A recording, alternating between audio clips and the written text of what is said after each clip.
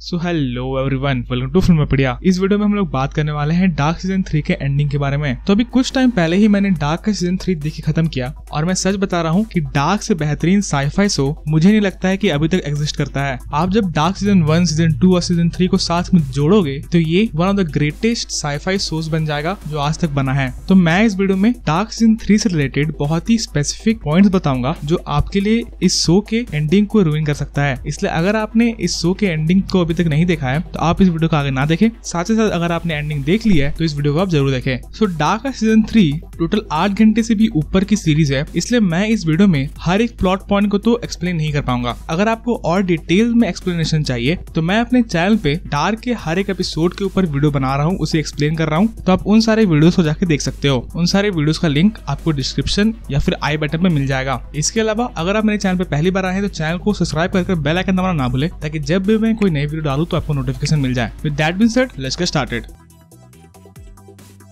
So dark के ending को समझने के लिए आपको ये समझना होगा कि आखिर डार्क के मेन कैरेक्टर्स कौन है। सो डार्क में जोनस और मार्था या फिर आप बोल लो एडम और ईव मेन दो कैरेक्टर हैं, जिनके कारण ही बहुत सारी चीजें होती हैं डार्क के अंदर। मतलब हर एक दूसरा कैरेक्टर किसी न किसी तरीके से एडम और ईव से कनेक्टेड है। इसके अलावा जो क्लॉडिया कैरेक्टर है वो भी बहुत ही बड़ा प्लेयर है डार्क की इस सीरीज में, और इन्हीं तीनों लोगों के कारण डार्क की इस सीरीज में मेजर इवेंट्स होते हैं। सो डार्क का अगर आप पहला सीजन देखोगे तो आपको लगेगा कि ये शो टाइम ट्रैवल में वेस्ट है, पर ये शो उससे कहीं ज्यादा है। सीजन 2 के लास्ट में हमें पता चलता है कि टाइम ट्रैवल के साथ साथ इस शो में डायमेंशन ट्रैवल भी होता है। इसके अलावा सीजन 3 में हमें पता चलता है कि टाइम ट्रैवल, डायमेंशन ट्रैवल, इसके अलावा इस शो में हमें डिफरेंट रियलिटीज भी देखने को मिलेगी। मतलब इस शो के राइटर ने क्या फूक की इस शो की स्टोरी लिखी थी मुझे कोई आइडिया नहीं है, पर उन्होंने जो भी फूका था उन्होंने एक बहुत ही बेहतरीन स्टोरी लिखी, ये तो मुझे पता है। तो इस सीरीज के 6ठे और 7वें एपिसोड में जाते जाते हमें ये पता चल जाता है कि इस सीरीज में जो भी होता है वो एक दूसरे से कनेक्टेड है और वो एक इन्फिनाइट लूप पे चल रहा है,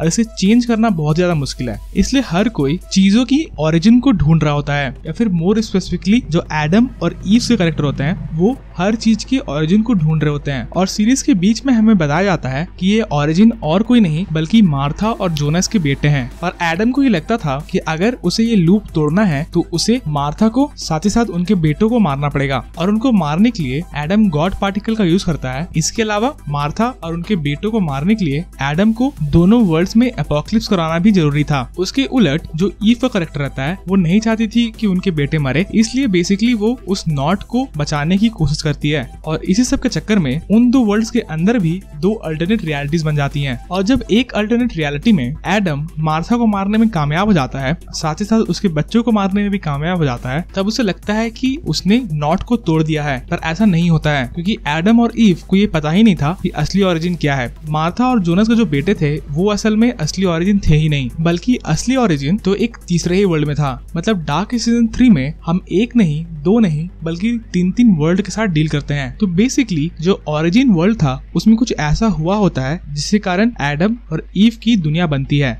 तो अब सबसे बड़ा सवाल ये है कि आखिर ओरिजिन है तो है क्या। तो एडम और ईव के वर्ल्ड को क्रिएट शार्लेट के दादाजी करते हैं, यानी कि जो टैना हाउस रहता है, जो साइंटिस्ट हमें दिखाया गया है सीजन 1, सीजन 2 और सीजन 3 में, वही बेसिकली हर कुछ को चालू करता है। तो होता ये है कि जो ओरिजिन यूनिवर्स रहता है उस यूनिवर्स में टैना हाउस का पूरा फैमिली मर जाता है। उसका बेटा, उसकी बहू, साथ ही साथ उसकी ग्रैंड डॉटर भी एक कार एक्सीडेंट में मर जाती है। और इसी के दुख से टैना हाउस रिकवर नहीं कर पाता है। इसी के बाद वो डिसाइड करता है कि वो एक टाइम मशीन बनाएगा जिसके हेल्प से वो अपने बेटे और बहू को मरने से बचा सके। तो टाइम मशीन पे काम 1974 से करता है और 1986 में जाके वो टाइम मशीन कंप्लीट करता है। पर जब वो टाइम मशीन को चालू करता है तो किसी खराबी के कारण या फिर किसी गड़बड़ के कारण उसका वर्ल्ड 2 पार्ट में स्प्लिट हो जाता है और एडम और ईव की दुनिया बन जाती है। तो इन सारी चीजों को क्लॉडिया फिगर आउट कर लेती है, क्योंकि क्लॉडिया एडम के यूनिवर्स और ईव के यूनिवर्स दोनों यूनिवर्स में ट्रैवल कर रही थी। और लास्टली वो ये पता लगा लेती है कि यहाँ पे 2 नहीं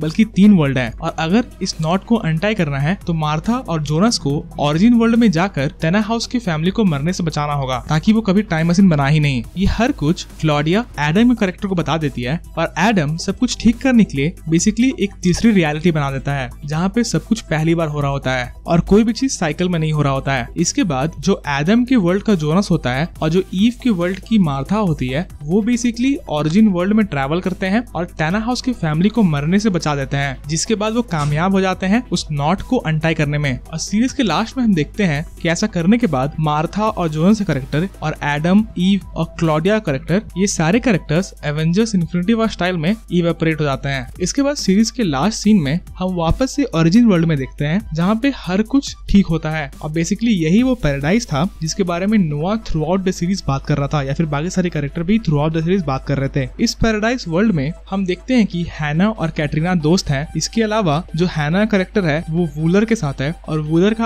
आग अभी तक ठीक है पर उसमें थोड़ा सा डैमेज है, पर हमें ये पता नहीं चलता है कि उसका आग डैमेज कैसे हुआ। इसके अलावा जो पीटर कैरेक्टर है वो बेसिकली रिवील कर देता है कि वो गे है, अब वो साइलेंट के साथ नहीं होता है। इसके अलावा हैना के पेट में एक बच्चा होता है जिसका नाम वो जोनस रखने की सोच रही होती है। तो इस सीन से मुझे लगता है कि राइटर ये सिग्निफाई करना चाहते हैं कि इस ओरिजिन वर्ल्ड में भी जोनस और मार्था कैरेक्टर एग्जिस्ट करे, पर इस यूनिवर्स में वो एक दूसरे के साथ रह सके और कोई भी ऐसी परेशानी ना आए उनके लाइफ में जो वो हैंडल ना कर सके। क्योंकि अगर वूलर के साथ हैना है इसका मतलब मार्था और जोनस कभी भी रिलेटेड है नहीं, इसलिए अब तो वो साथ में रह ही सकते हैं। इसके अलावा ये भी हो सकता है कि मैग्नस, फ्रांसिस्का और बाकी सारे कैरेक्टर्स भी इस यूनिवर्स में एग्जिस्ट करें, पर उल्रिक कभी कैटरीना पे चीटी ना करे। मतलब ये जो यूनिवर्स है वो बेसिकली एक परफेक्ट यूनिवर्स है, या फिर इन शॉर्ट एक पैराडाइज है। तो ये था मेरा वीडियो डार्क सीजन 3 के एंडिंग के ऊपर। अगर आपको इस एंडिंग से रिलेटेड कुछ पूछना है तो आप कमेंट सेक्शन में पूछ सकते हैं। इसके अलावा अगर आपको डार्क के बारे में और भी जानना है तो आप मेरे एपिसोड वाइज ब्रेकडाउन वाले वीडियोस को देख सकते हैं। इसके अलावा अगर आपको सीजन 1 और सीजन 2 के बारे में जानना है तो उसके ऊपर भी मेरे चैनल पे एक वीडियो है, आप उसे भी देख सकते हैं। अगर आपको वीडियो पसंद आई तो वीडियो को लाइक करें, चैनल को सब्सक्राइब करें और बेल आइकन दबाना ना भूलें ताकि जब भी मैं नए वीडियो डालूं तो आपको नोटिफिकेशन मिल जाए। And as always thanks for watching.